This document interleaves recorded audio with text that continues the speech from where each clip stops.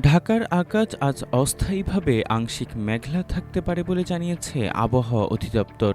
সেই সঙ্গে হতে পারে বজ্রবৃষ্টি।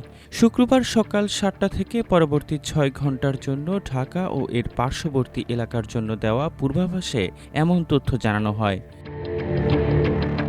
পূর্বাভাসে বলা হয়, ঢাকা ও পার্শ্ববর্তী এলাকায় শুক্রবার দিনের তাপমাত্রা সামান্য কমে যেতে পারে। এ সময় দক্ষিণ বা দক্ষিণ পূর্ব দিক থেকে ঘন্টায় ১০ থেকে ১৫ কিলোমিটার বেগে বাতাস প্রবাহিত হতে পারে। গত ২৪ ঘন্টায় রাজধানীতে বৃষ্টিপাতের পরিমাণ ছিল ০.৩ মিলিমিটার।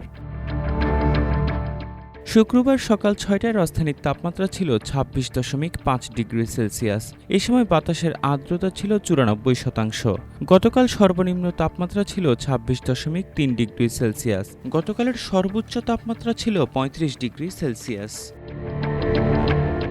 এদিকে সবশেষ সারা দেশের জন্য দেওয়া ১২০ ঘন্টার পূর্বাভাসে বলা হয়েছে, শুক্রবার রংপুর, ময়মনসিংহ, খুলনা, বরিশাল, চট্টগ্রাম ও সিলেট বিভাগের অনেক জায়গায় এবং রাজশাহী ও ঢাকা বিভাগের কিছু কিছু জায়গায় অস্থায়ীভাবে দমকা হাওয়াসহ হালকা থেকে মাঝারি ধরনের বৃষ্টি অথবা বজ্রসহ বৃষ্টিপাত হতে পারে। সেই সঙ্গে সারা দেশের কোথাও কোথাও মাঝারি ধরনের ভারী থেকে অতি ভারী বর্ষণ হতে পারে।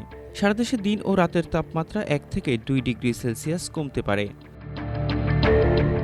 শনিবারের পূর্বাভাসে বলা হয়, ময়মনসিংহ, বরিশাল, চট্টগ্রাম ও সিলেট বিভাগের কিছু কিছু জায়গায় এবং রংপুর, রাজশাহী, ঢাকা ও খুলনা বিভাগের দু-এক জায়গায় অস্থায়ীভাবে দমকা হাওয়াসহ হালকা থেকে মাঝারি ধরনের বৃষ্টি অথবা বজ্রসহ বৃষ্টিপাত হতে পারে। সেই সঙ্গে সারা দেশের কোথাও কোথাও মাঝারি ধরনের ভারী বর্ষণ হতে পারে। এ সময় সারা দেশে দিন এবং রাতের তাপমাত্রা সামান্য বাড়তে পারে।